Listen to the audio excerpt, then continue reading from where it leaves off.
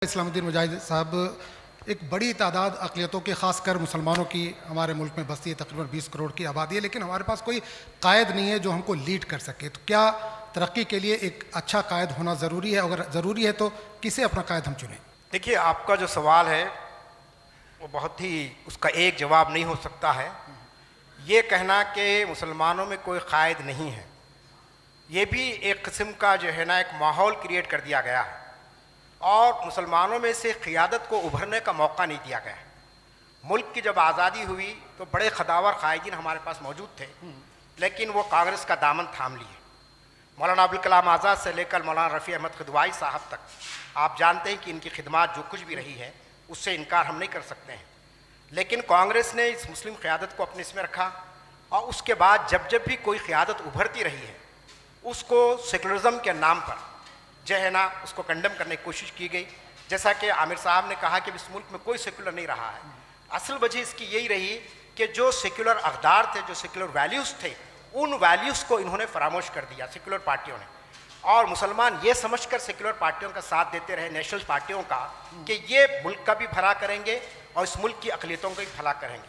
अब जब कभी भी मुसलमानों की क़ियादत में से कोई मुस्लिम कायद अगर मुसलमानों की पसमानदगी की बात करता है, उनकी तालीम की बात करता है, तो उसको लेबल लग जाता है कि ये फ़िरका परस्त है। तो ये अगर अक़लियतों का कोई लीडर अक़लियतों की तरक्की की बात करे तो फ़िरका परस्ती है, और अक्सरियत का कोई लीडर अपने अक्सरियत के डेवलपमेंट की बात करे तो वो नेशनलिज़म है, वो कौम परस्ती है।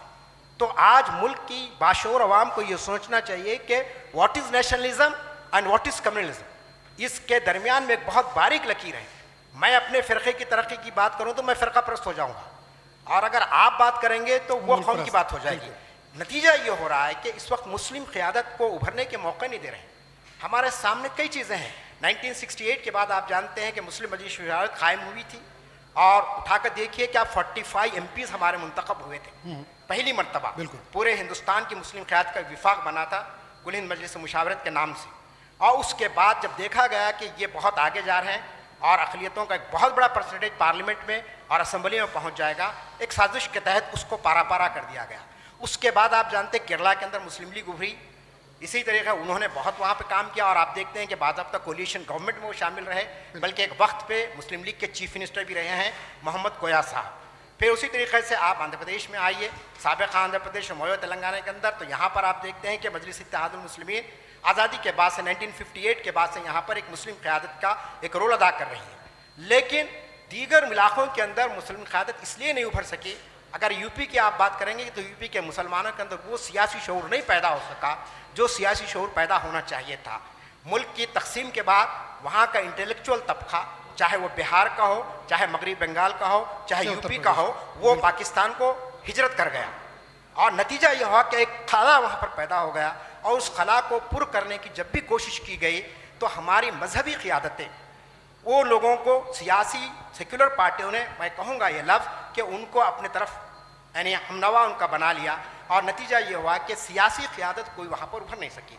यूपी के अंदर दीनी मदारिस का जाल बिछा हुआ नज़र आता है। उलमा की और मुफ्तियान इकराम की कोई कमी आपको यूपी और बिहार और बंगाल में नहीं नजर आएगी, लेकिन कोई खदावर मुस्लिम कायद आपको वहाँ पर नजर नहीं। लेकिन वहाँ पर भी मसलकों में बटे हुए हैं, जिसकी वजह से मसलकों में बटे हुए मदारिस जो भी हैं, जिसकी वजह से गति भी नहीं हो पा रही। वहाँ पर मजहबी मेंबर से सियासत की गई है। बिल्कुल, जामे मस्जिद के इमाम साहब जो हैं वो वहाँ के सियासी कायद के तो तस्लीम किए गए हैं। वो सूरत हाल आपको जुनूब में नहीं मिलेगी।